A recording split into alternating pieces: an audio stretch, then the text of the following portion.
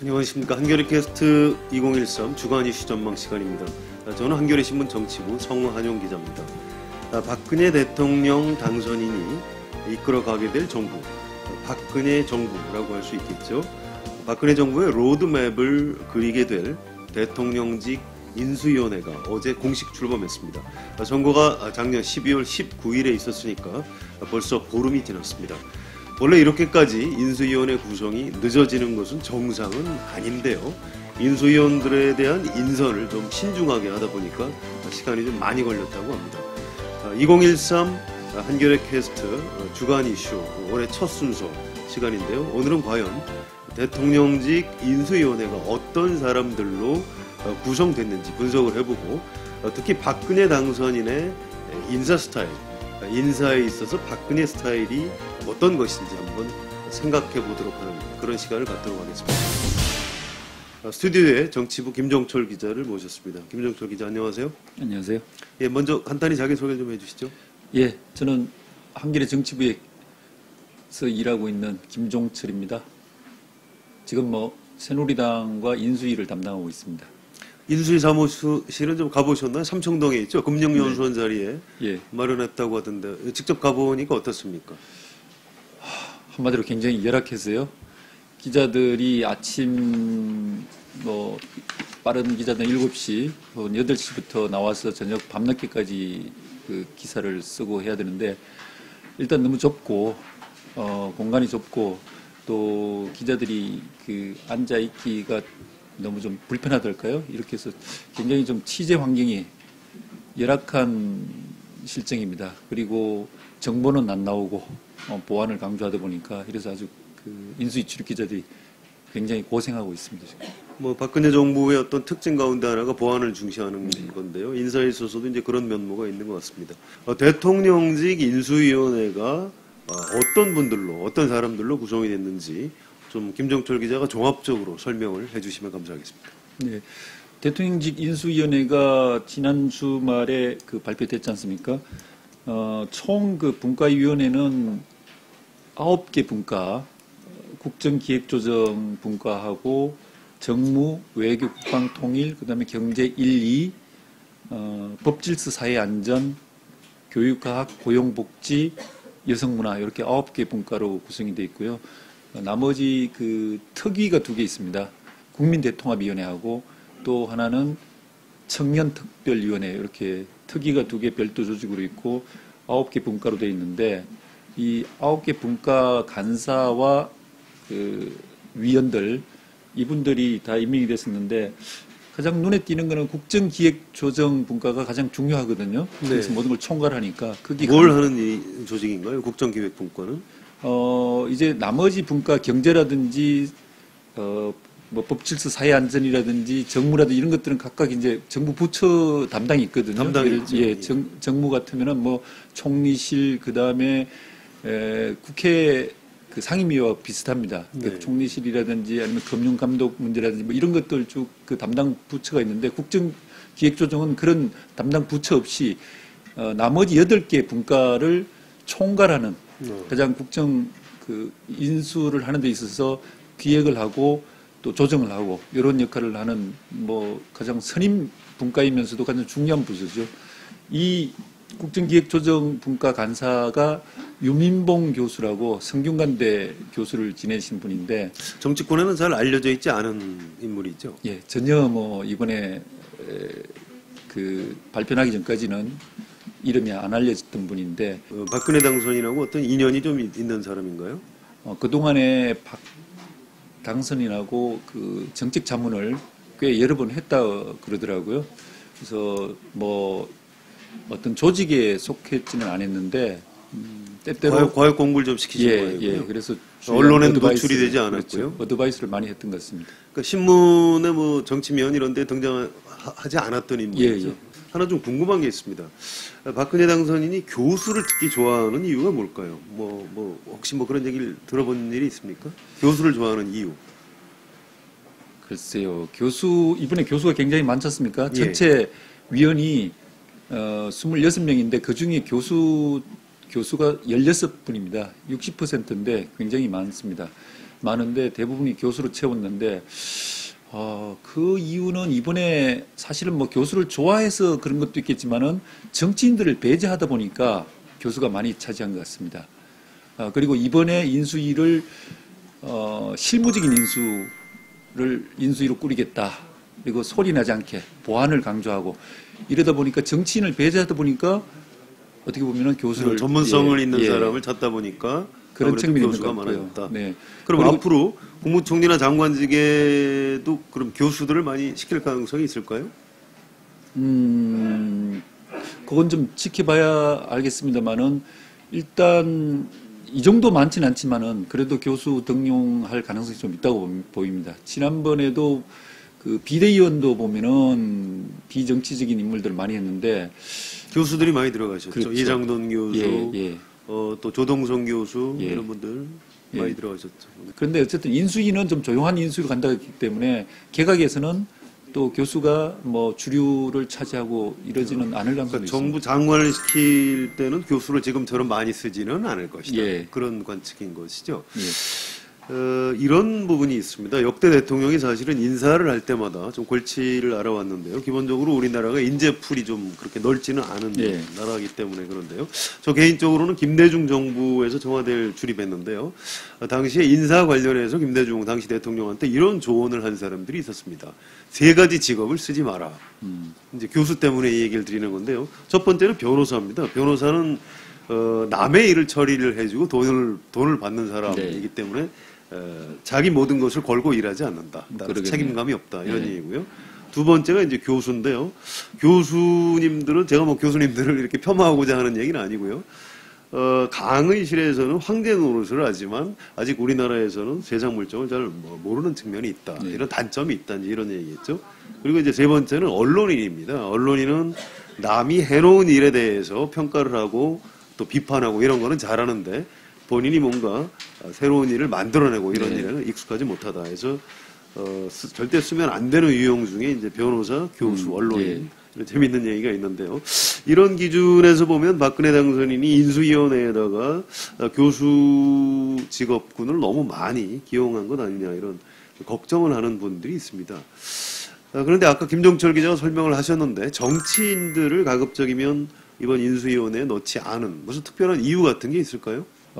박 당선인이 이 교수들하고 오랫동안 지난 5년 동안 과외 공부를 많이 하고 공부 모임을 많이 했었거든요. 소리 소문 안 나게. 그러면서 아마 교수들의 그 어떤 논리적인 설득력이라든지 이런 부분들에 대해서 좀 호감을 많이 가졌던 게 아닌가. 그래서 교수들에 대해서 특별하게 좀 눈여겨봤던 교수들이 많을 거고, 그래서 이번에 인수위에 그런 인연 때문에 들어온 분들이 꽤 많은 걸로.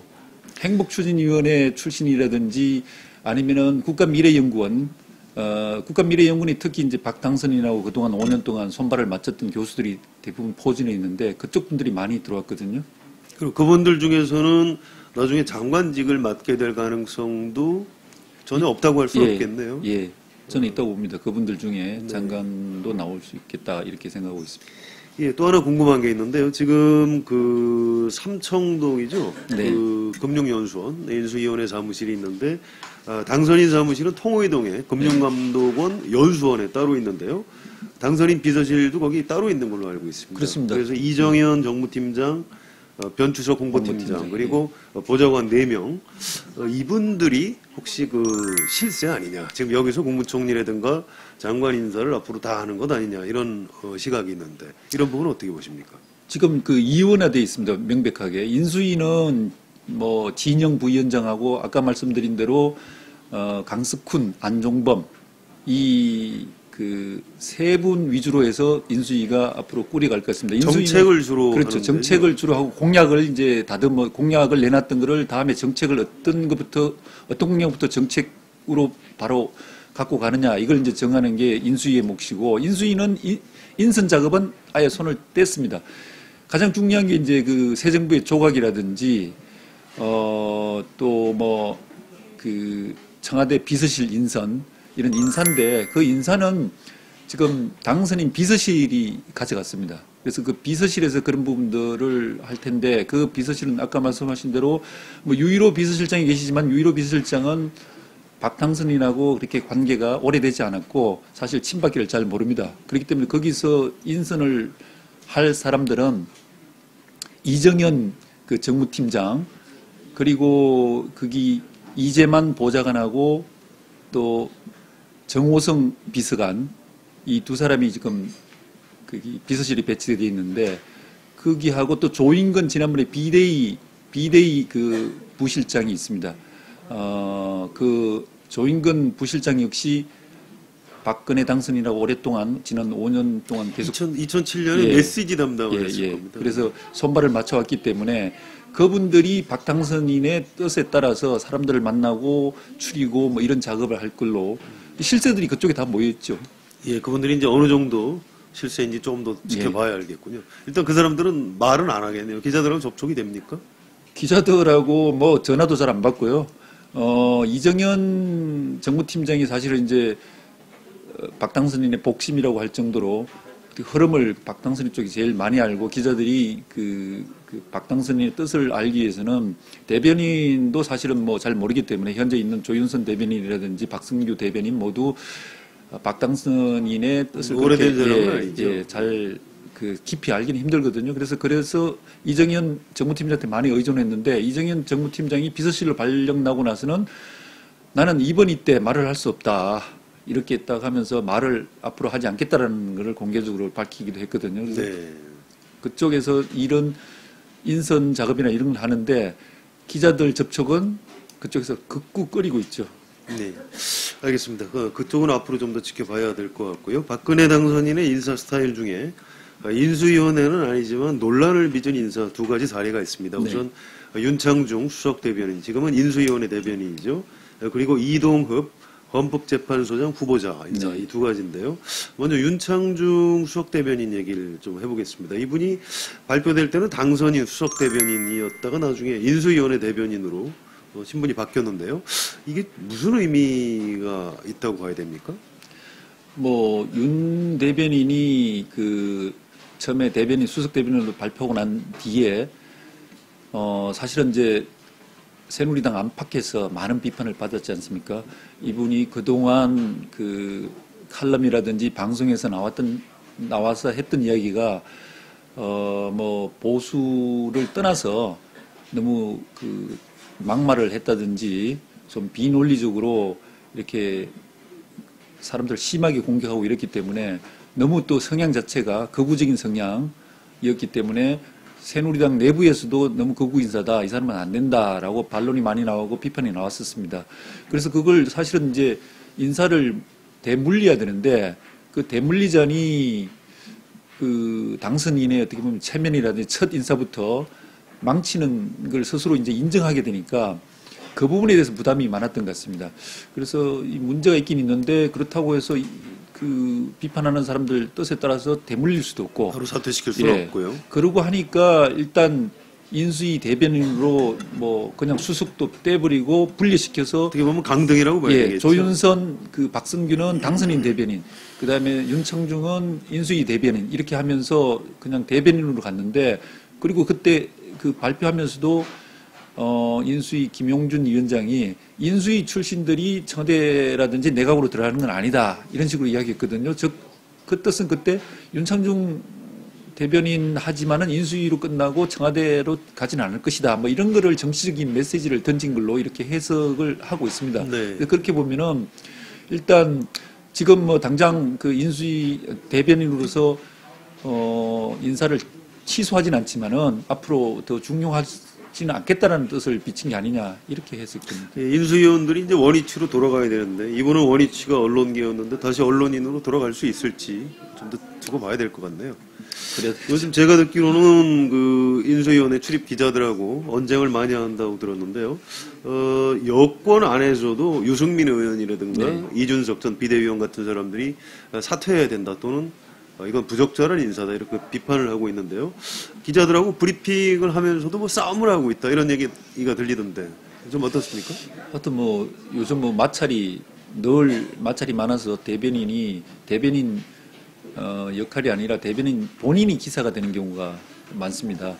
그리고 기자들은 이제 그런 비판이 있기 때문에 언제 물러날 것이냐 뭐 이런 걸 자꾸 대변인한테 묻고 대변인은 거기에 대해서 이제 그 이야기는 안 하겠다라고 기자들하고 사이가 상당히 좀 안 좋은 상태죠. 그리고 엊그저께는 그 인수위 워크샵을 브리핑하면서 영양가가 없다. 발표할 게 없다. 이렇게 이제 브리핑할 게 없다. 이렇게 말했었는데. 영양가가 있다 없다는 기자가 듣고 판단해야 되는데 예. 왜 대변인이 얘기를 하죠? 네. 그래서 이제 기자들이 바로 그 점을 지적하면서 하니까 대변인은 나도 기자 해봤지만 내가 대변인이 그런 판단을 할 수 있다. 뭐 이렇게 한다든지 이렇게 해서 대변인이 조금 오버하는 이런 측면이 나타나서 상당히 이제 그 인수위라든지 이 박당선 쪽에서도 상당히 당혹해하는 이런 모습들이 좀 보이고 보수 이런 이념의 문제가 아니고 또 자질에서도 좀 문제가 있는 거네요. 그 정도면. 그래서 대변인 역할을 잘 못하고 있죠. 지금 보면은 어차피 업무는 시작했는데 그렇게 그 굉장히 지금도 기자들하고 많이 부딪히고 내내 그러고 있습니다. 알겠습니다. 자, 박근혜 당선인이 한 인사 중에 좀 납득하기 어려운 인사 중에 또 하나가 이제 이동욱 헌법재판소장 후보를 둘러싼 논란인데요. 헌법재판소 안에서는 이분만 아니었으면 좋겠다 이런 얘기가 있었다고 하는데 뭐 그럴 만한 이유가 있었습니까? 발표가 되고 나서 법조라든지 언론계에서 쭉 나왔던 이야기를 보면은 그런 이야기를 하더라고요. 이동욱 이 헌재 소장 저기 후보자가 판사 시절이라든지 헌법재판관 시절에 별명을 좀 벙커라는 별명을 들었대요. 벙커. 예, 벙커.